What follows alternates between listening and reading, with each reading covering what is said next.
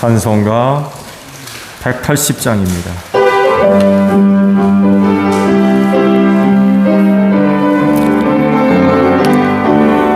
하나님의 나팔 소리 전지진동할 때에 예수 영광 중에 구름 타시고 천사들을 세계 만국 모든 곳에 보내어 구원받은 성도들을 모으리. 나팔 불 때 나의 이름, 나팔 불 때 나의 이름, 나팔 불 때 나의 이름, 부를 때에 잔치 참여하겠네. 무덤 속에 잠자는 자 그때 다시 일어나 영화로운 부활 승리 얻으리. 주가 택한 모든 성도 그릇 타고 올라가 공중에서 주의 얼굴 배우리. 나팔 불 때 나의 이름, 나팔 불 때 나의 이름, 나팔 불 때 나의 이름, 부를 때에 잔치 참여하겠네.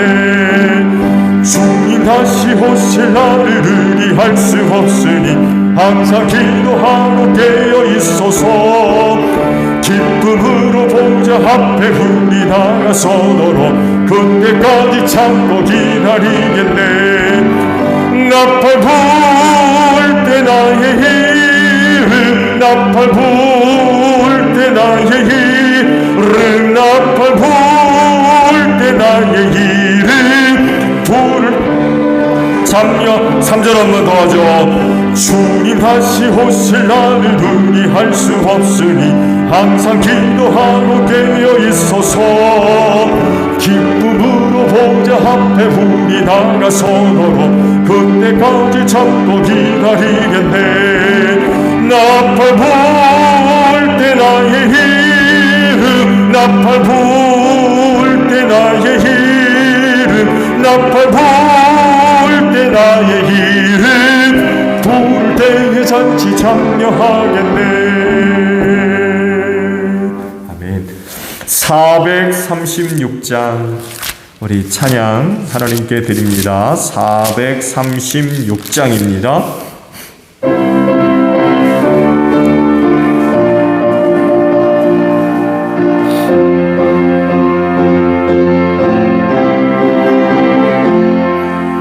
나 이제 주님의 새 생명 얻고 옛것은 지나고 새 사람이로다. 그 생명 내 맘에 강같이 흐르고 그 사랑 내게서 해같이 빛난다. 영생을 누리며 주 안에 살리라. 오늘도 내일도 주 함께 살리라. 주 안에 감추인 새 생명 얻으니 이전에 줬던 것 이제는 값없다. 하늘의 은혜와 평화를 맛보니 찬송과 기도로 주 함께 살리라. 영생을 누리며 주 안에 살리라. 오늘도 내일도 주 함께 살리라. 산천도 처먹던 새 것이 되었고 죄인도 원수도 친구로 변한다. 새 생명 얻은 자 영생을 누리니 주님을 모신 맘 새 하늘이로다. 영생을 누리며 주 안에 살리라. 오늘도 내일도 주 함께 살리라. 주 따라 길 험하고 멀어도 찬송을 부르며 뒤따라가리라. 나 주를 모시고 영원히 살리라. 날마다 섬기며 주 함께 살리라. 영생을 누리며 주 안에 살리라. 오늘도 내일도 주 4절 한번 도와줘. 주 따라가는 길 험하고 멀어도 찬송을 부르며 뒤따라가리라. 나 주를 모시고 영원히 살리라. 날마다 섬기며 주 함께 살리라. 영생을 누리며 주 안에 살리라. 오늘도 내일도 주 함께 살리라. 아멘. 찬송 하나 더 드리죠. 428장 우리 찬양하고요. 말씀을 봅니다. 428장입니다.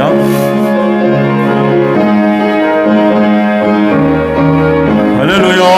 내 영혼 내 햇빛이니 주 영광 찬란해.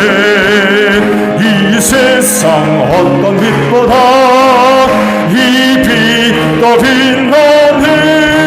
주의 영광 빛난 광채 내게 비춰 주시옵소서.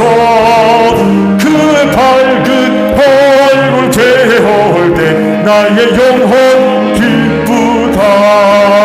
내 영혼 내 노래 있으니 주 찬양합니다. 주 귀를 기울이시사 다 듣고 계시네. 주의 영광 빛난 광채 내게 비춰 주시옵소서. 그 밝은 얼굴 되어올 때 나의 영혼 기쁘다. 내 영혼 내 봄날 되어서 주 함께 하실 때 그 평화 내게 깃들고 주의 꽃핀해. 주의 영광 빛난 광채 내게 비춰 주시옵소서. 그 밝은 얼굴 되어올 때 나의 영혼 기쁘다.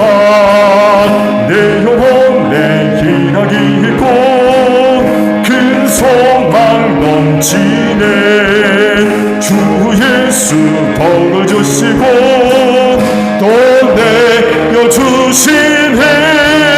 주의 영광 빛난 광채 내게 비춰 주시옵소서.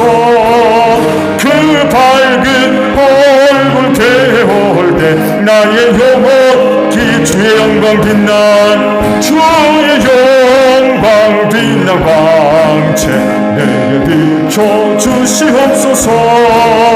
그 밝은 얼굴 되어올 때 나의 영혼 기쁘다. 아멘. 말씀을 우리 봅니다. 갈라디아서 5장 22절로 26절 마지막 절까지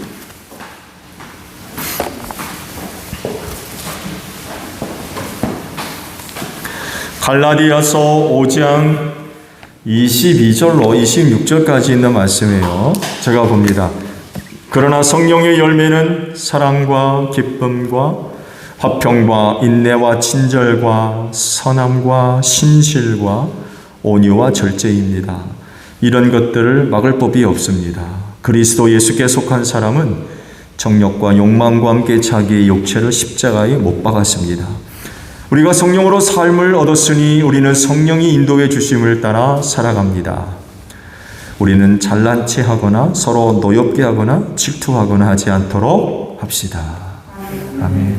그리스도인의 생활 모습은요, 나 혼자만의 결과물이 아니라는 것을 깊이 묵상할 수 있어야 됩니다. 왜냐하면 그리스도인은 혼자일 수 없기 때문에 그래요. 생활의 모습이 혼자만의 결과물이라고 생각하는 사람은 하나님의 영을 모르는 사람들의 전형적인 태도입니다. 나밖에 없어요. 나밖에. 자기 스스로 계획하고 생각하고 판단하며 결정하며 행동의 결과물로 보기 때문에 그렇습니다. 철저하게 자기 제일, 자기 중심적이에요. 여기에 또 다른 어떤 것 인정하지 않습니다. 그렇지만 그리스도인은 달라요. 왜냐하면 혼자가 아니라는 걸 알기 때문에 그래요. 그럼 누가 있다는 겁니까? 하나님의 영이신 성령님이 함께 계시다는 것을 믿는 사람입니다. 그리고 생활의 어떤 모습은요, 나 자신과 성령님 둘 사이에 어떤 타협점의 결과가 아니에요. 다시 말씀드릴게요. 나로부터 나타나는 어떤 행동의 결과는 나와 성령님 사이의 타협점이 아닙니다. 그럼 뭐예요? 그건 성령님께 대한 순종입니다. 성령님을 따르고 성령님께 대한 순종의 결과입니다. 그건 성령님의 모습이며 성령님의 뜻이고 또한 그분의 행동이에요. 그렇기 때문에 그리스도인의 생활은 하나님과 사람 앞에서 책임 있는 삶이 될 수밖에 없습니다. 그러면 성령님이 함께 하심으로 나타나는 모습은 어떤 것이 있을까요? 그게 바로 유명한 성령의 9가지 열매가 바로 그것입니다. 지난 주일까지 몇 가지 먼저 말씀을 드렸죠. 성령의 열매 중에 사랑, 그리고 기쁨, 그리고 화평에 대해서 말씀을 드렸어요. 오늘 주일에는 그 다음에 나오는 성령의 열매 몇 가지에 대해서 말씀을 드리려고 합니다. 먼저 사랑과 기쁨과 화평 다음에 나오는 열매는 인내라고 말씀을 하고 있죠. 인내의 열매. 헬라어로 이 인내를 보니까요, 마크로디미아라는 그런 그 단어를 쓴다고 그래요. 이 인내는 물론 성령님으로 말미암아 나타나는 열매이기 때문에 이 인내는 하나님에게도 적용되는 그런 그 모습입니다. 정말 인내하면 하나님 같은 분이 없으시죠. 그렇죠? 하나님 같은 분이 없어요.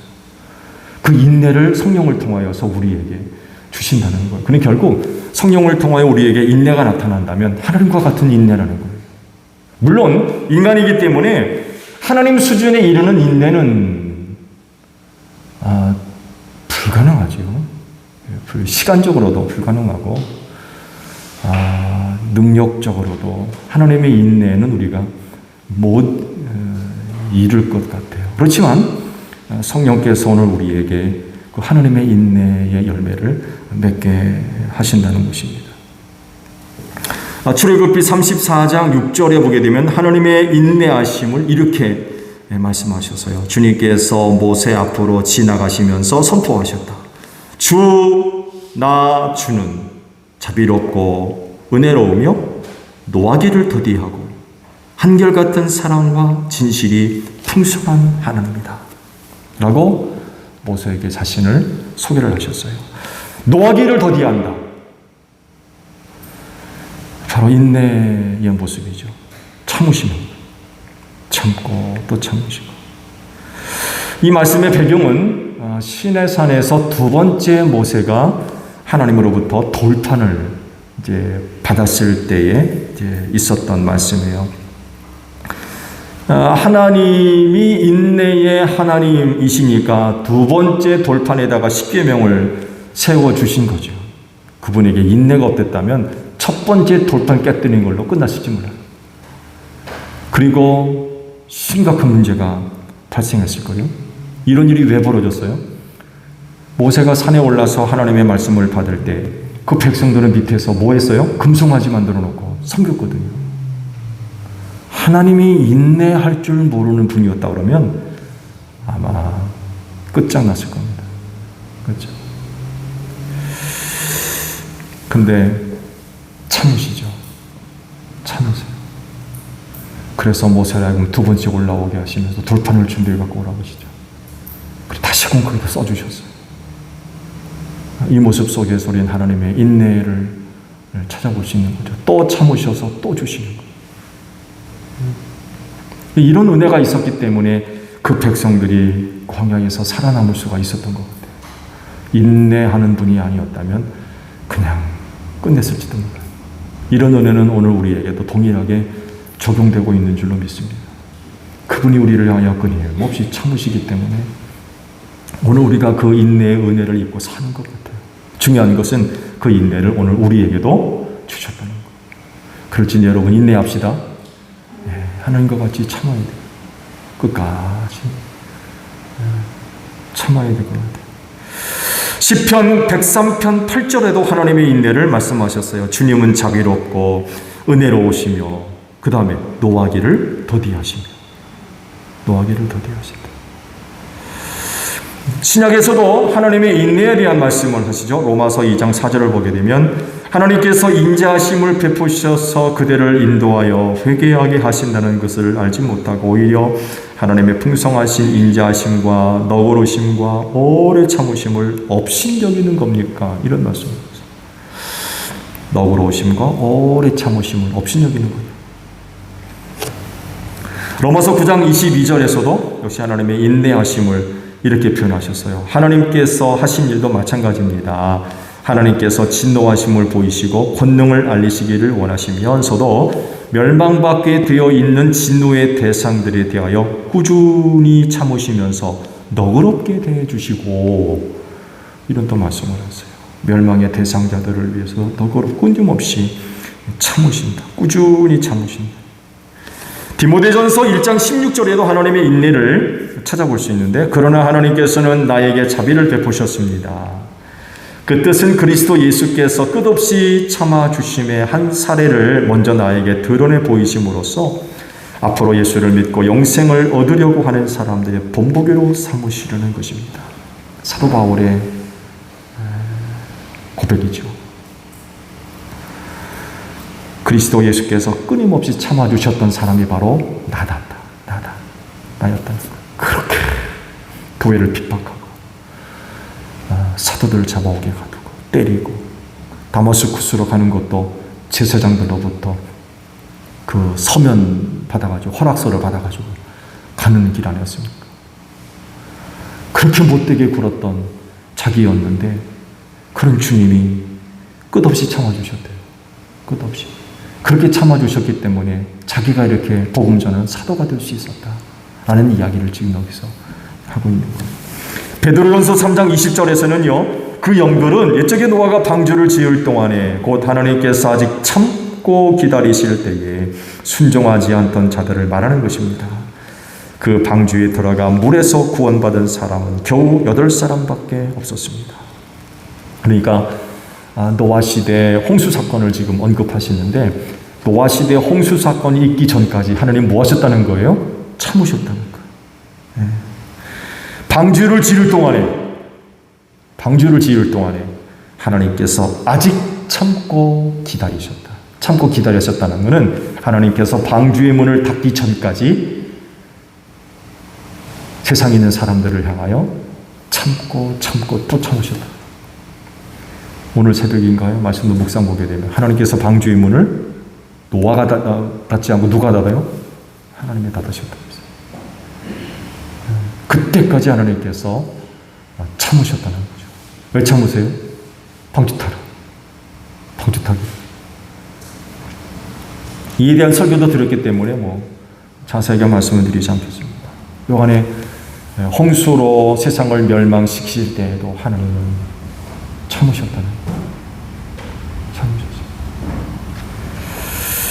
이렇게 하나님의 인내는 화냄이나 보복 없이 잘못에 대해 끈기 있게 견디시는 분이 바로 하나님이라고 하는 것입니다. 하나님의 인내는 바로 이런 거예요. 만약에 쉽게 화를 내신다거나 그 어떤 것에 대해서 쉽게 보복을 한다거나 엄청 곤란한 거죠. 그런 하나님 앞에 설 자가 누가 있겠습니까? 그렇지만 하나님의 인내는 화냄이나 보복 없이 그 잘못에 대해서 끈기 있게 견디시는 그 인내를 말하는 것이란 겁니다. 그래서 그 인내의 하나님의 그 모습을 성령을 통하여서 오늘 우리에게 그 인내로서 주셨다, 인내를 선물로 주셨다 그러면 우리도 역시 그런 그 하나님의 인내가 완전치는 못하다 할지라도 그 인내의 모습이 오늘 우리에게도 있어야 되지요. 있어야 돼요.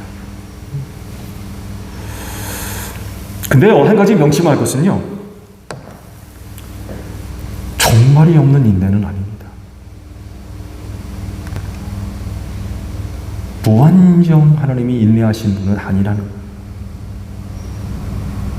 한없이 인내만 하시는 분이 아니에요. 우리가 새벽 기도 시간에 예레미야 말씀을 봤지요. 큐티를 하고 있는데 어제 주신 말씀을 보게 되면 하나님께서 남유다 백성의 악한 소행을 보시다가 더 이상 참을 수가 없으셨고 그들이 저지른 역겨운 일을 보시다가 더 이상 견딜 수가 없으셔서 그들을 징계하시고 심판하셨다고 말씀합니다. 남유다 백성들은 우리가 여신에게 제사를 안 드림으로 인하여서 이렇게 못 먹고 못 살고 어려운 일을 겪는 거다라고 얘기하지만 예레미야는 그게 아니라는 거예요. 하나님은 그동안 너희를 위해서 너희가 악행을 저지를 때마다 참고 참았다는 거죠. 근데 더 이상 참을 수가 없고 견딜 수가 없어서 바빌로니아 제국을 통해서 너희를 심판하시리라 라고 지금 말씀하고, 그래서 하나님의 인내는 무한정이 아니에요. 무한정이 아닙니다. 반드시 정한 날이 있다는 거예요. 그러니까 홍수 사건이 난 거죠. 만약에 하나님께서 인내하심이 끝없는 인내라고 그러면 홍수 사건은 일어나지 말아야죠. 세상 종말도 없어야 돼요. 네, 하나님의 인내는 무한정이니까. 그렇지가 않다는 거예요. 종말 없는, 마지막이 없는 인내는 결코 아니라는 거예요. 참으시되 끝까지 참으시지만 정한 날까지 노아의 방주의 문을 닫는 그때, 예수님 오시는 그날까지. 그날까지. 그래서 때가 이르기 전에 하나님의 인내를 시험하는 일이 있으면 안 되겠죠? 하나님의 시험을 인내하는 그런 시험하는 일은 있어서는 안 된다는 거예요. 때가 이르기 전에 회개하고 하나님께로 돌아서야 돼요. 그래야 하나님의 인내하심에 대한 우리의 응답이 되는 것 같아요. 우리를 왜 끝없이 참으시는데 우리 끝끝내 돌아오지 않는다면 하나님의 인내하심을 헛된 것으로 만드는 거죠. 그렇죠? 그렇기 때문에 회개하고 하나님께로 돌아오는 것, 곧 세상이 예수 그리스도를 믿는 것, 이것이말로 세상을 향하여서 오래 참으시는 하나님의 인내에 보답하는, 응답하는 그런 그 모습이 되는 것 같아요. 중요한 것은 앞서 말씀을 드린 대로 이런 하나님의 인내를 성령을 통하여서 오늘 우리에게 주셨다는 것입니다. 그러므로 그 성령님으로 말미암아 하나님의 인내가 나타나는 생활이 있어야 될 것 같아요. 더더욱이 이 마지막 때에는 참 인내의 신앙이 절실하게 필요한 것 같아요. 언제가도 말씀을 드렸습니다만 이 세상에 일어나고 있는 모든 일들이 우리 그리스도인의 그 믿음을 시험하는 일들이 얼마나 많이 있는지 몰라요. 거의 모든 일들이 다 이 믿음과 직결되는 것 같아요. 그럼 뭐가 필요하겠습니까? 인내하는 거죠.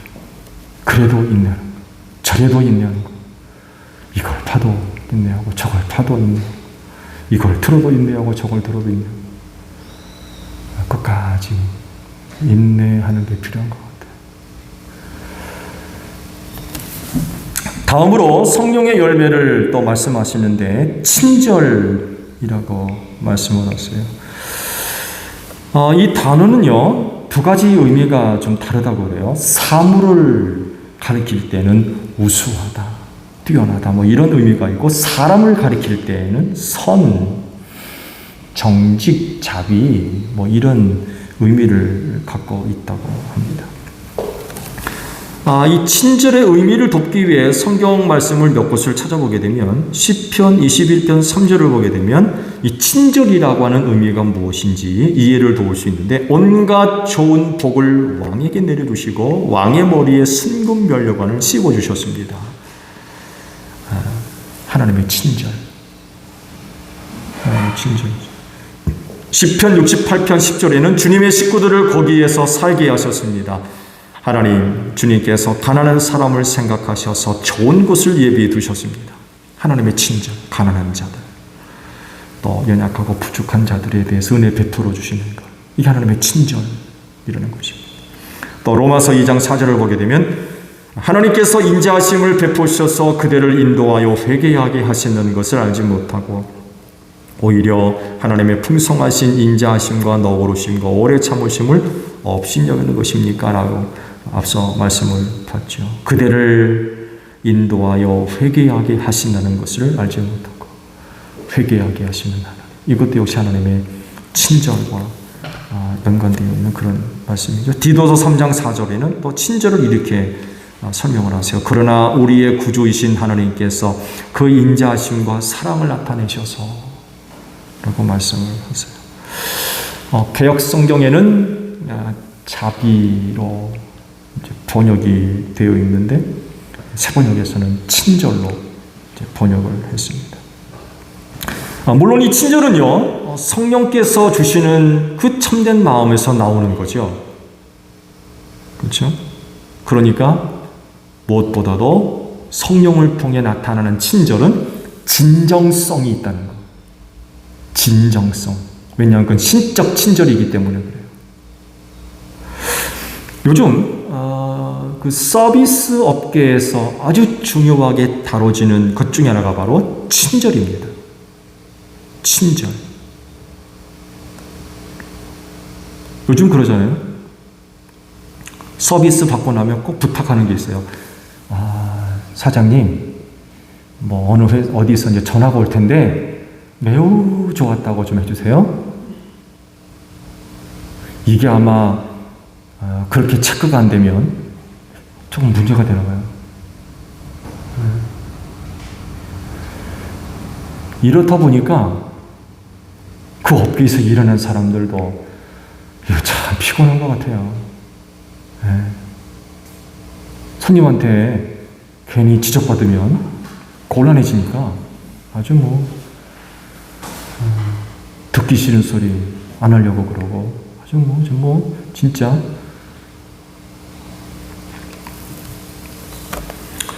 그렇지만 이런 질문을 던질 수가 있는 것 같아요. 그 친절이 어디서부터 나온 거냐? 그 친절이 어디서부터 나온 거냐? 진짜 그 사람의 마음 깊은 곳에서부터 나온 거냐?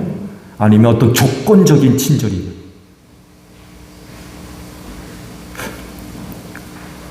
이런 질문이 가능하겠죠. 그 친절이 내가 하는 친절이건 누군가로부터 받는 친절이건 간에 그게 어디서부터 나온 거냐는 거예요. 어디로부터 나온 거.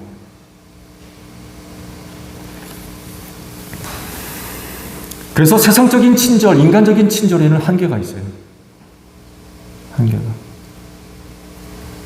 그렇지만 그리스도인의 친절은 그렇지 않습니다. 왜냐하면 성령으로부터 나오는 것이기 때문에 그래요. 이는 마치 마르지 않은 샘에서 나오는 생수와 같이 늘 흘러나오는 그런 친절인 것 같아요. 그리스도인에게서 나오는 친절은 바로 이런 친절이 되어야 되지 않나. 세상 살이가 얼마나 각박합니까? 아마 일반 사회에서 사업을 하든 직장 생활하는 분들에게 있어서 이거 정말 굉장히 참 어려운 그리고 힘든 그런 부분인 것 같아요. 왜 늘 기분이 좋습니까? 늘 컨디션이 좋고 늘 상황과 여건이 좋은 게 아니잖아요. 그럼에도 불구하고 또 다른 많은 사람들에게 친절을 베푼다라고 하는 건 참 힘든 일인 것 같아요. 그렇지만 우리 그리스도인들에겐 성령으로부터 나오는 친절이 있다는 거죠. 이것이야말로 참된 것이 아닌가.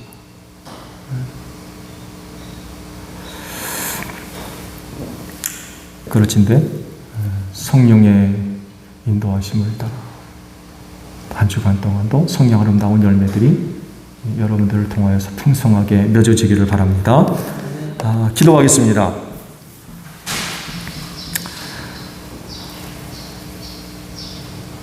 성령의 풍성한 열매를 따라 살기를 원합니다.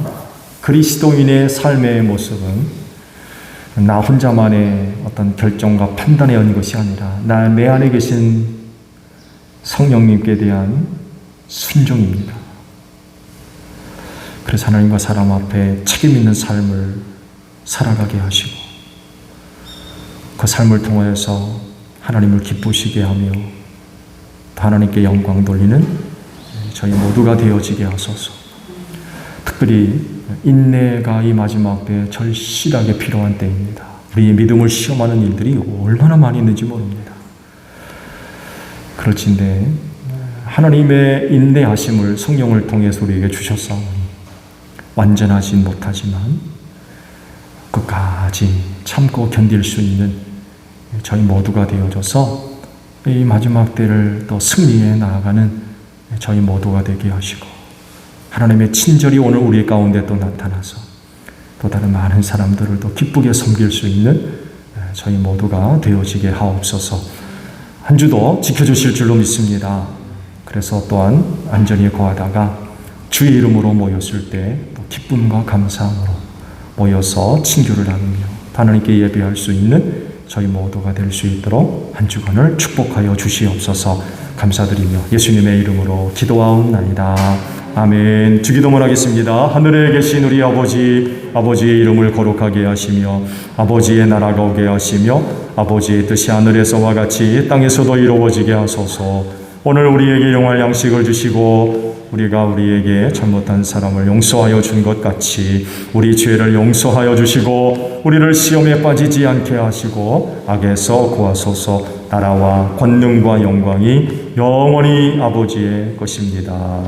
아멘. 찬양 예배 마쳤습니다. 감사합니다. 고맙습니다.